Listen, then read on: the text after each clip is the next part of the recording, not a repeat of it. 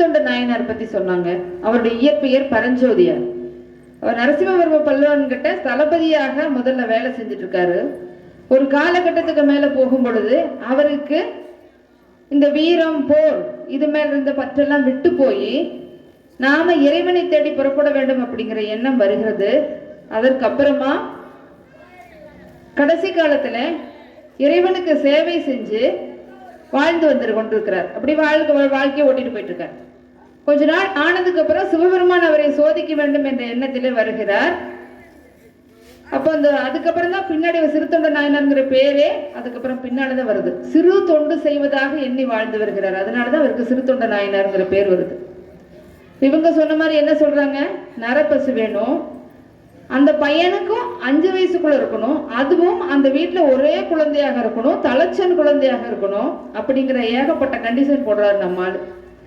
இந்த கண்டிஷன் எல்லாம் சாட்டிஸ்ஃபை பண்ணணும்னா அவங்க வீட்டுல ஒரே ஒரு குழந்தைனாலதான் இருக்கும், அதனாலதான் முடியும்.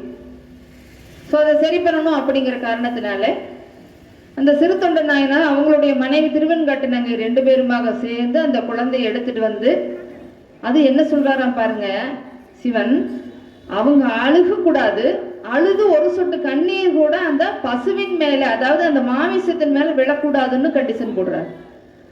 அப்ப 2 பேருமாக சேர்ந்து அந்த மாமிசத்தை, அதாவது அந்த குழந்தையை அரிஞ்சு எல்லாம் எடுத்து வச்சாச்சு. தலை தனியா இருக்குன்னு எடுத்து வச்சுட்டாங்களா. அவர் சாப்பிட உட்காரும் போது கேட்கிறாரா, என்ன தலைக்கறியை காணோம், எனக்கு அதுதான் ரொம்ப பிடிக்கும், ரொம்ப டேஸ்டா இருக்கு, போய் இதை எடுத்துட்டு வா அப்படிங்கிற. சரி, தலையை என்ன பண்றாங்க, அதையெல்லாம் சரி பண்ணி தலையை தனியாக எடுத்து அதை தனியா மாமிசமாக செஞ்சு கொண்டு வந்து வைக்கிறாங்க. வச்சதுக்கு அப்புறம் என்ன, நான் மட்டும்தான் சாப்பிடுறேன், நீ சாப்பிட மாட்டியா, இதுதான் உன்னுடைய பண்பாடா, உட்காரு நீ பக்கத்துல அப்படின்னு சிறு தொண்ட நாயனாரே உட்கார வச்சு அவருக்கு ஒரு இலை போட வைக்கிறார். அவருக்கு எப்படி இருக்கும் யோசிச்சு பாருங்க. அடக்க முடியாத அழுக அப்படி வருது, அவர் அமைதியா உட்கார்ந்துருக்காரு. சரி, என்ன நீ மட்டும் உட்கார்ந்துட்டு இருக்கிற, எங்க உங்க பையன், அவனையும் கூப்பிடு. திருவெண்காட்டுனாங்கனால முடியல, அதுக்கு மேல அவங்க உள்ள போயிடுறாங்க. விருந்தாளியாக வந்தவர் முன்னாடி அழுகக்கூடாது, தன்னுடைய கஷ்டத்தை காமிக்க கூடாதுங்கிற வேண்டி அவங்க எந்திரிச்சு உள்ள போயிடுறாங்க. இவர் கூப்பிடுங்கிறார்.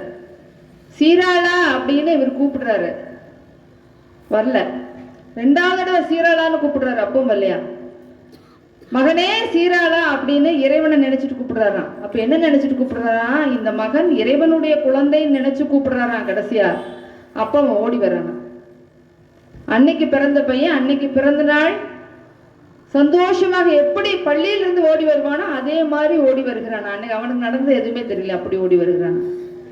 அப்படி இறைவன் சோதனை செய்தது, அவருக்கு அருள் செய்தது எல்லாமே அன்பின் காரணமாக அப்படின்னு சொல்லி கவிதா அமர்ந்திருக்கிறார்கள். இதற்கெல்லாம் பதில் சொல்லணும். சபரிராஜா சார் அவர்களை அழைக்கிறேன்.